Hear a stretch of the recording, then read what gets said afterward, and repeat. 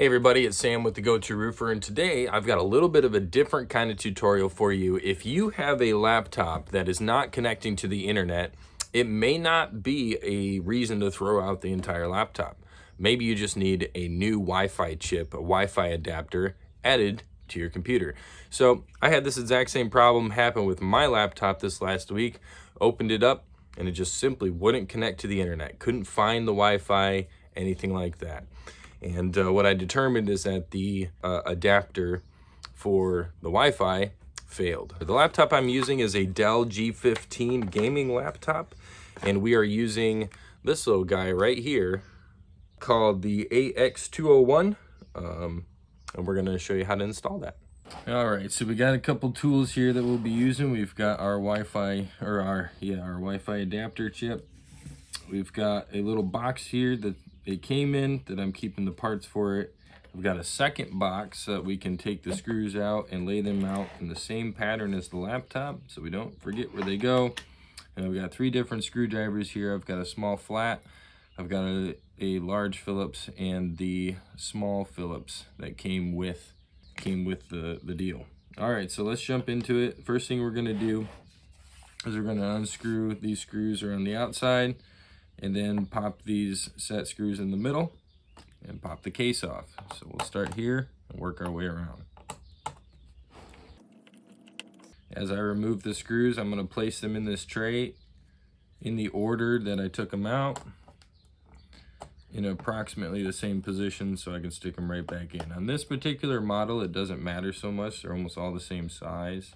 But other models, you may have longer screws, shorter screws, medium length screws, and you want to keep those separate.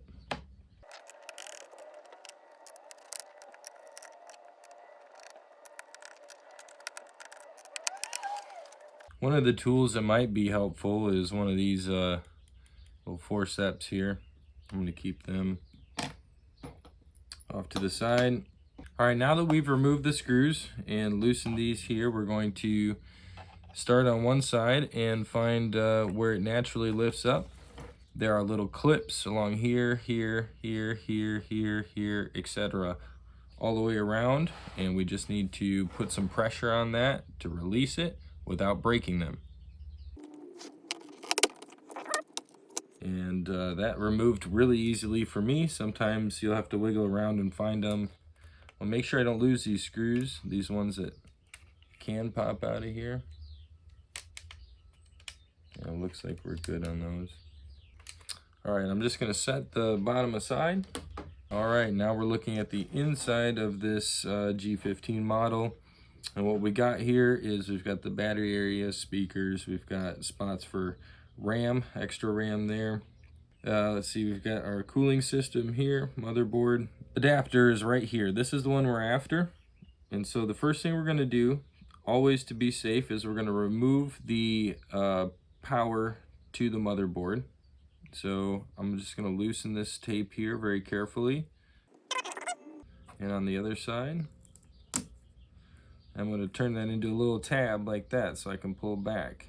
Now I'm going to use my small tool here, and there's a little slot on this connector. I'm just going to push, not very heavily, but just consistently, and it's going to slide right out of there. All right, now the power is disconnected. We can leave that as it is. This is the chip that we're replacing, so let's see what we have to do to get this out. I'm going to swap to my small Phillips, and there's a little screw here. All right, so this little guy right here, we're gonna just back him out nice and easy. And once he comes out, we can take that one. I'm gonna put that separate here. Now there's a little white clear plastic protector on this. We're just gonna slide that back just like that and set that aside. And finally, we've got these 2 little clips that come right off of there like so. Just be careful that we don't break the connection. There we are. And that chip is now free. We can go ahead and slightly pull up and out. There it is. And that's the bad chip.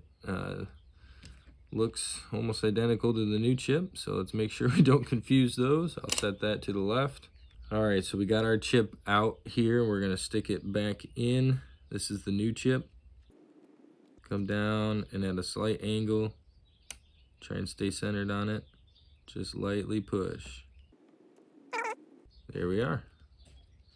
You'll feel it hit the back, and that copper piece should drop right into that screw set. Now this is where I like to use these forceps here, is I can grab my wires here and get them held in place. Sometimes they don't like to pop on there very easily, but that's good because then they don't come off very easily either. I'm gonna use my little rubber tip on this. There we go, nice clip. And pop. Now you notice these are the exact same cards, but on this one you'll see there's a main and an aux. It says aux 1, main 2. 2 is white, 1 is black. On the new chip, they're still labeled 2 and 1, but the main is black and the white is aux. You'll keep the same pattern even though they're different. And then we just do everything in reverse order. So let's make sure these cables are clear, fully clamped, separated from each other. That's good. We're gonna go ahead and slide this guy right back in here. I don't know if I'll need these, but they do help.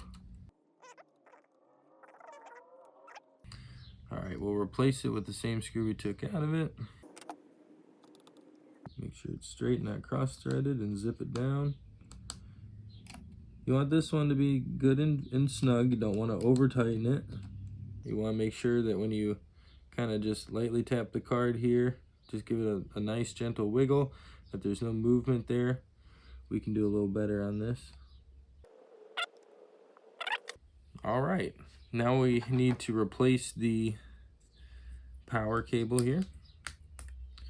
So we'll go ahead and slide that into place and then depress this little tab again. It can sometimes be more difficult sliding it back in. Stickiness back here will keep you from sliding forward all the way. So just make sure you are free and clear. Good. All right. Place your cover back on and start in a corner and depress your clips all the way around. I like to just kind of run my finger along it. All right, let's grab some screws and start replacing. Let's go in reverse order here. Start with the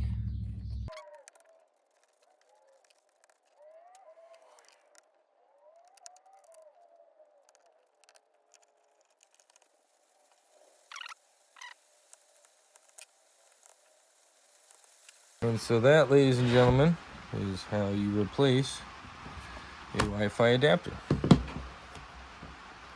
Let's go ahead and boot her up, see how it goes. Whenever you disconnect the battery, you do have to go and change the date and time. You just go to integrated devices, and then you would go ahead and set the time to what the current time actually is. All right, so here we are on the desktop now that we've booted up the computer, and if we show the bar, we can see, hey, we've got our Wi-Fi adapter back. This button was grayed out before with the bad adapter, and now we can go in here and, you know, pick a Wi-Fi network. Oh, fantastic. Another way we can just double check is if you open up your start menu and you go to Device Manager. You'll open up the Device Manager. It'll look something like this right here. If we scroll down to Network Adapters and hit that little arrow, you will see that there is a list here, and we can see that the Intel R Wi-Fi 6 AX201 is installed and it is operating properly.